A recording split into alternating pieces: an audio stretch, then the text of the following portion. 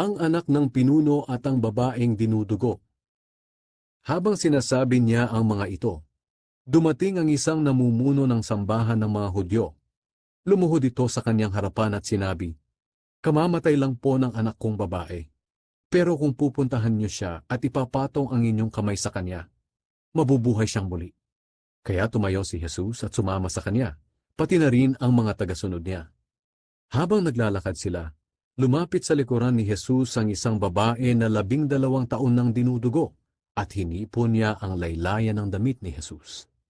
Sapagkat sinabi ng babae sa kanyang sarili, "Mahipo ko lang ang damit niya ay gagaling na ako."